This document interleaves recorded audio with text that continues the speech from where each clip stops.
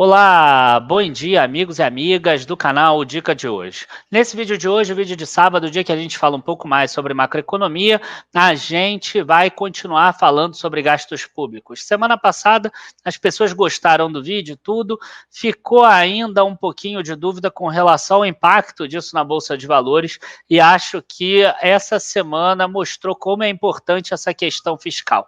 As ações, as empresas que estão aqui no Brasil, elas estão no Brasil, elas comportam aqui, elas estão dentro do país. Então, se o país vai mal, é muito provável que a bolsa caia também.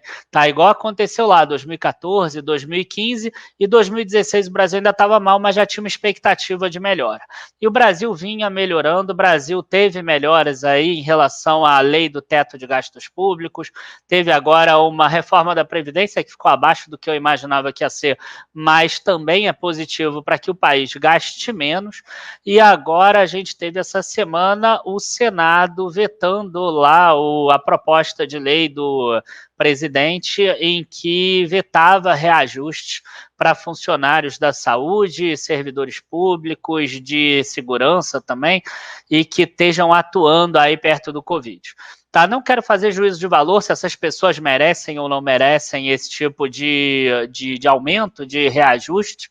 A única coisa que a gente vai analisar aqui é o impacto que essa política fiscal que o Brasil tem de ficar aumentando gastos impacta na Bolsa, tá? O meu objetivo é único e exclusivamente esse. Então, logo depois da vinheta a gente já começa. Curtam já o vídeo, se inscrevam no canal e logo depois da vinheta a gente já começa.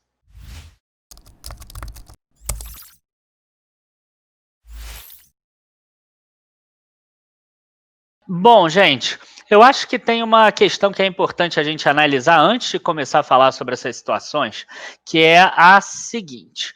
A gente tem aqui, que eu vou já compartilhar a tela, um gráfico do Ibovespa, tá, nesses últimos 3 meses. Então, se vocês observarem aqui, o Ibovespa estava em tendência de alta até aqui, mais ou menos 20 e pouco de julho.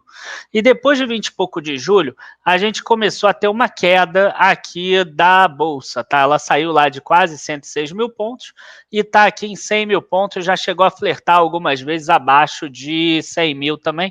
Não sei se quando vocês virem o vídeo, se vai estar acima ou abaixo de 100 mil pontos. A questão é, teve uma inversão de tendência ali. O que aconteceu nesse período? Nesse período, a gente teve aqui, ó, matéria da Agência Brasil, para ninguém falar que não gosta da empresa tal ou da empresa tal de comunicação. Déficit primário deverá encerrar 2020 em 787 bilhões de reais. Isso foi falado no dia 22 de julho, tá, no relatório bimestral de avaliação de receitas e despesas do próprio Ministério da Economia. O valor anterior era 540 bilhões. Então, quer dizer, todas essas propostas novas, eu acho que as pessoas devem receber o auxílio de R$ 600 por mais tempo. Tá, isso eu também acho que as pessoas devem receber, mas isso impacta o déficit primário do Brasil, porque as empresas não estão conseguindo pagar impostos suficientes como antigamente. Então, esse déficit vai ser pago no futuro.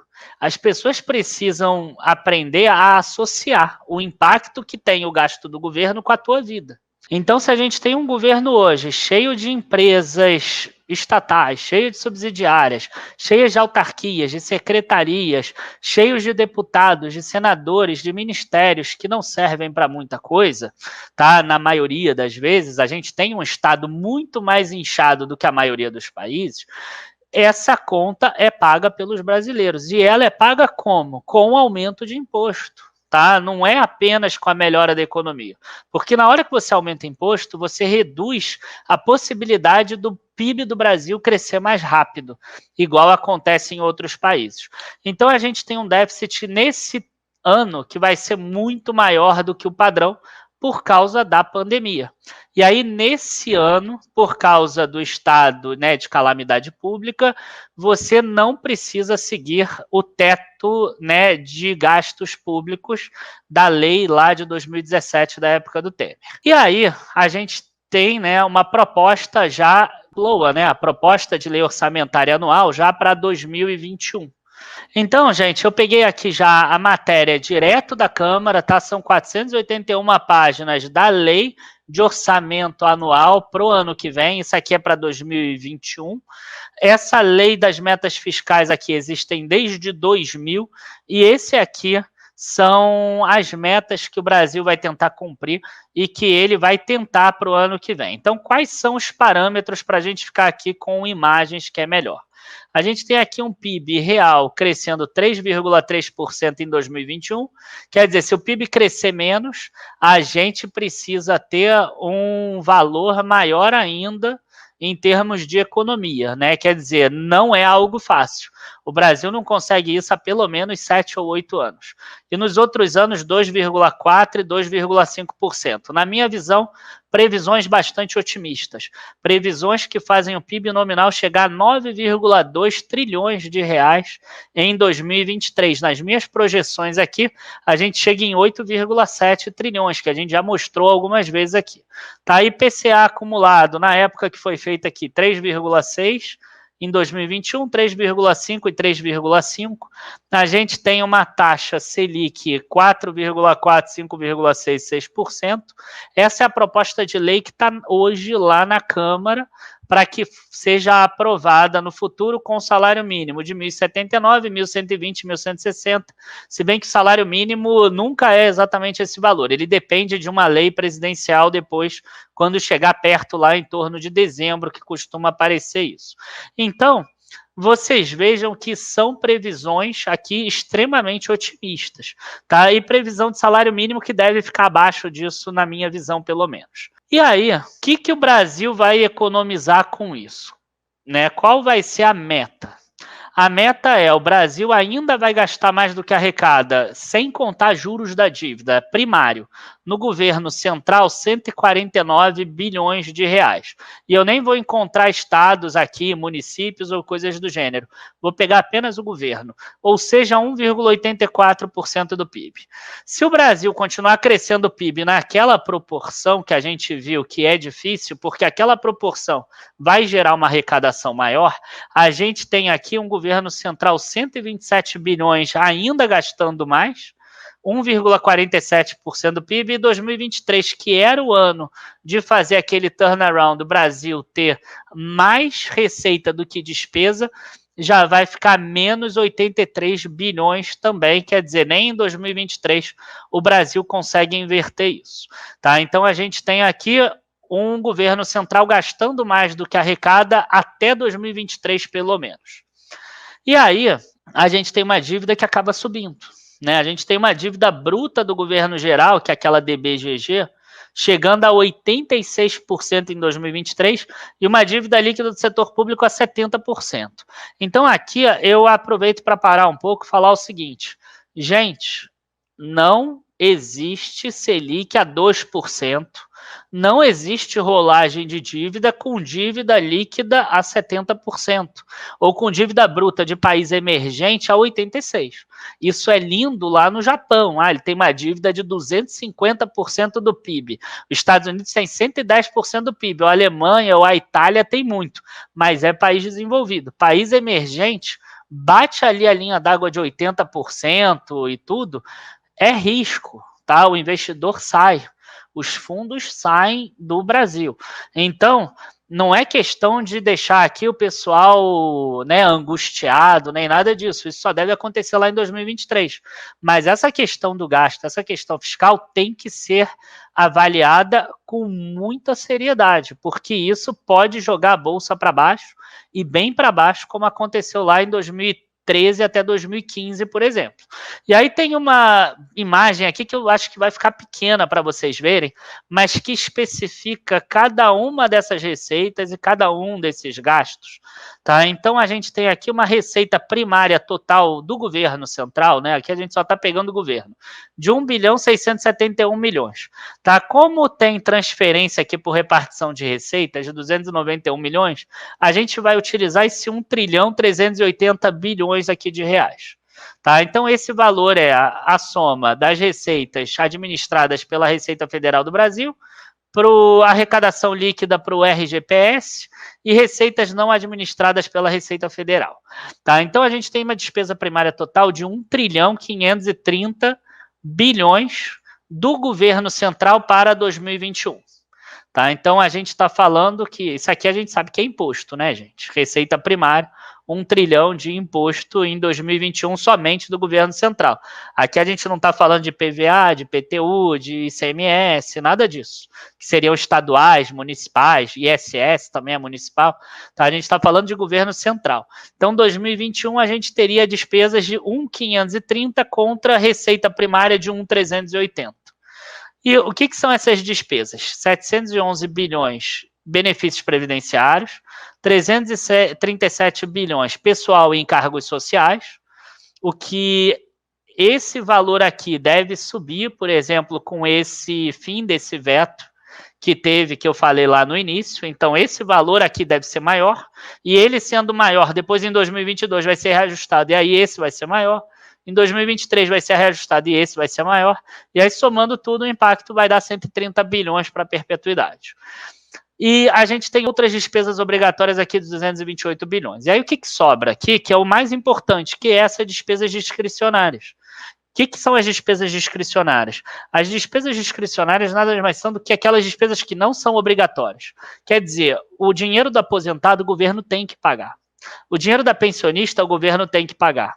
O dinheiro do servidor público o governo tem que pagar. É uma obrigação que ele tem. Agora, construir uma ponte, construir uma rodovia, crescer um porto, um aeroporto, fazer alguma obra de infraestrutura para o Brasil crescer, isso o governo pode adiar. Atrapalha o PIB futuro do Brasil, mas isso o governo pode adiar. Então, o que acontece? Enquanto a gente olha empresas, enquanto a gente analisa empresas que estão com foco lá no futuro, o governo ele tem um foco sempre no curto prazo, porque ele está estrangulado pela quantidade de despesa que ele tem, então ele não consegue projetar alguma coisa para frente, a não ser que seja em parcerias público-privadas. Então, quando você aprova um reajuste desse, provavelmente você está aprovando uma privatização de uma empresa que talvez não precisasse ser privatizada.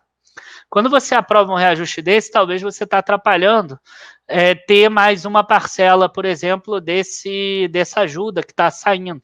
Você talvez atrapalhe um Pronamp, que aí fecha várias empresas e tira emprego. Por quê? Porque o governo não tem dinheiro infinito. Eu sei que algumas pessoas acham que é só imprimir dinheiro que o governo tem dinheiro infinito, mas a conta chega, a conta vem. Quem acha que a conta não chega, estuda lá o que o Rui Barbosa fez quando o Brasil teve um problema lá com a perda da safra do café, acho que foi em 1909. Vejam o que aconteceu com o Brasil, o primeiro surto de superinflação no Brasil. Vocês vão ver como isso faz diferença. Então, quer dizer, o que vocês precisam ter ciente? O Brasil quer gastar mais hoje? Ok, a conta vai vir depois. Tá? E a conta vai vir depois, talvez como um arroz salarial, que foi lá na década de 80. A gente tem uma inflação e as pessoas têm um reajuste abaixo da inflação, então o poder de compra delas diminui. E isso vai acabar impactando os servidores também. E aí, qual é a grande questão aqui? O Brasil ele vai ter cada vez menos dinheiro para essas despesas aqui que não são obrigatórias e que fazem o Brasil crescer no futuro. Então, o valor que era 1,27% do PIB cai para 0,98%, cai para 0,74%. Até que vai chegar um ponto que esse valor aqui vai ser zero. E quando esse valor for zero, o presidente, nenhum que seja ele, tá? Pode ser de qualquer partido que seja, ele não consegue mais cumprir a lei do teto dos gastos públicos, porque as despesas obrigatórias ultrapassam a receita, a arrecadação. E aí só tem duas formas: ou você vai impeachment todos os presidentes um em sequência do outro, sem culpa nenhuma, ou senão você vai aumentar a arrecadação via imposto. Tá? Eu acredito que essa reforma tributária atual vai aumentar imposto, porque não tem como essa conta fechar, ainda mais com os deputados eu não vou falar ainda, tá? Mas dos senadores que a gente tem e que votaram, por exemplo, dessa forma. Tá? Então, qual a grande questão? A gente vai economizar? Não. A gente continua gastando mais do que arrecada, mesmo aumentando aqui a arrecadação, 1 trilhão e 600, 1 trilhão e 700, 1 trilhão e 900, tá? Mesmo tirando aqui as transferências para os estados e municípios, essas receitas aqui continuam crescendo. mas a gente vai diminuir a diferença desses gastos. Mas a que preço? Ao preço da gente não conseguir fazer essas intervenções, esses gastos do governo que são importantes para o crescimento do país. E aí, sem essas intervenções, sem esses gastos de governo, o crescimento do PIB vai ter que vir da iniciativa privada. Mas como ele vai vir da iniciativa privada, se toda hora a gente muda uma lei, acresce um imposto novo, muda um PIS, aí vira CBS, aí resolve criar uma CPMF nova, qual é a empresa que vai querer investir dessa forma?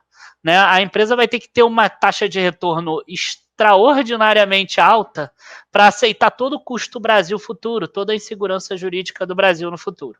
Então, quer dizer, todo esse gasto público que o Brasil está tendo, fiscal, afeta muito a Bolsa. Tá? Afeta muito, como a gente viu lá, que está afetando pouquinho por enquanto, 5, 6%. Se a gente começar a ter um gasto público galopante, um déficit primário cada vez mais crescente, porque cada um quer tentar dar um pouquinho mais de dinheiro para aquela parte que é importante para ele, ou porque está de rixa com o governo, a gente vai ter um problema e um problema grave. Essa é que é a grande questão. Volto a enfatizar isso, volto a falar sobre essa questão fiscal, que hoje é a principal preocupação do mercado. Se o Brasil não resolver essa situação, a Bolsa dos Estados Unidos vai subir e a Bolsa do Brasil vai cair de novo, vai ter aquele descolamento igual aconteceu lá em 2013, 14 e 15, isso para investidores. Para quem é cidadão, vai ter um descolamento que é muito pior, que é o descolamento do desemprego, é o descolamento da inflação. Repetindo isso, mais um vídeo, como é importante a gente ficar de olho nessa parte fiscal. Mas não se esqueçam que é importante ter um pouco da tua parcela nesse momento do dinheiro investida fora do Brasil. A gente vê que o dólar está voltando a subir porque não tem segurança nenhuma hoje no Brasil nesse sentido. Infelizmente eu estou falando isso porque eu era uma das pessoas mais otimistas com relação a esse governo, que aqui está tendo problemas, claro que por causa do Covid também, mas que, enfim, e por causa de Senado, de deputados e etc. Abraços aí a todos, bons investimentos e até a próxima.